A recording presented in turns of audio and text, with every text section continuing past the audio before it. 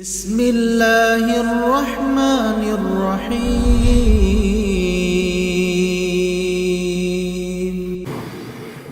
السلام علیکم ورحمۃ اللہ وبرکاتہ۔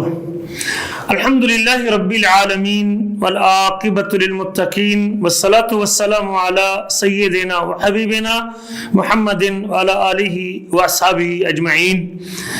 گرامی قدر بھائیو، رمضان المبارک کی آج یہ چوتھی مجلس ہے جس میں ہم اپنے حبیب کا ارشاد آپ کے سامنے پیش کرنے والے ہیں۔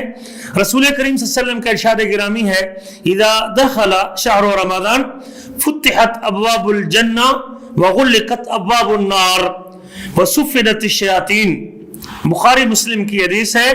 پیارے نبی فرماتے ہیں جب رمضان کا مہینہ آتا ہے تو جنت کے دروازے کھول دیے جاتے ہیں اور جہنم کے دروازے بند کر دیے جاتے ہیں اور شیطانوں کو جکڑ دیا جاتا ہے، باندھ دیا جاتا ہے۔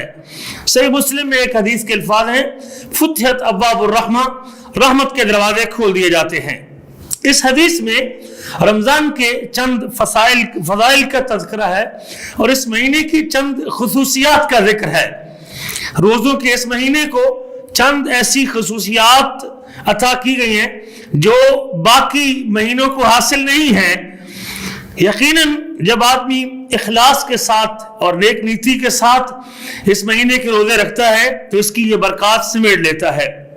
اس مہینے کی خصوصیات میں سے ایک خصوصیت یہ ہے کہ اس میں جنت کے دروازے کھول دیے جاتے ہیں اور جہنم کے دروازے بند کر دیے جاتے ہیں، کیونکہ لوگ کثرت سے نیک کام کرتے ہیں، اچھے اعمال کرتے ہیں، صدقہ خیرات کرتے ہیں، لوگ اپنے مالوں کی زکوٰۃ بھی دیتے ہیں، لوگ قرآن کی تلاوت بھی کرتے ہیں، روزہ بھی رکھتے ہیں، اور جس قدر لوگوں کی اپنے اللہ کی طرف توجہ زیادہ ہوتی ہے تو یقیناً اللہ اپنے بندوں کو اسی قدر معاف بھی کر دیتا ہے اور ان پر راضی بھی ہوتا ہے۔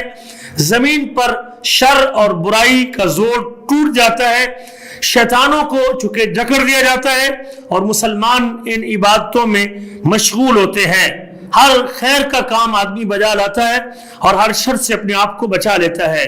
بڑے بڑے گناہگار لوگ اور بڑے بڑے باغی قسم کے لوگ بھی ان دنوں میں اپنی بغاوت سے واپس لوٹ آتے ہیں، اپنے اللہ کی حکموں کو توڑنے سے دامن بچا لیتے ہیں اور اپنے اللہ کی طرف رجوع کرتے ہیں، مساجد کو آباد کرتے ہیں، اطاعت پر جم جاتے ہیں، قرآن کی تلاوت کرتے ہیں۔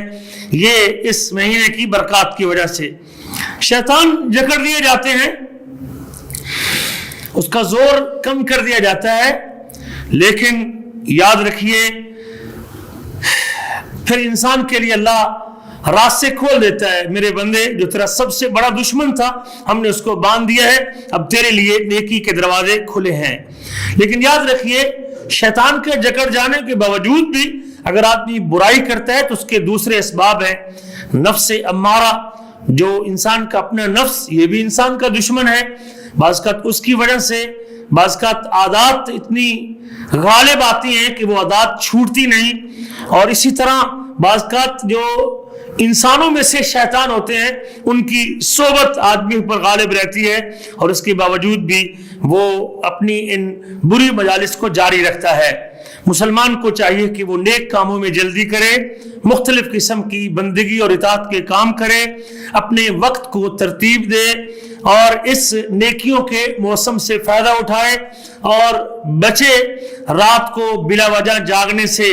رات سونے کے لیے اللہ نے بنائی ہے، رات کو اپنی نیند پوری کرے اور پھر اپنی عبادت کے لیے وقت نکالے، دن کو سونے سے گریز کرے اور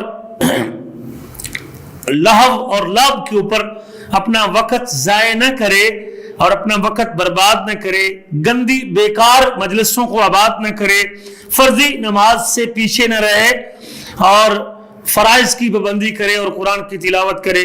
اللہ ہمیں خواب غفلت سے بیدار کر دے اور اللہ ہمیں ان مبارک گھڑیوں سے فائدہ اٹھانے کی توفیق نصیب فرما دے۔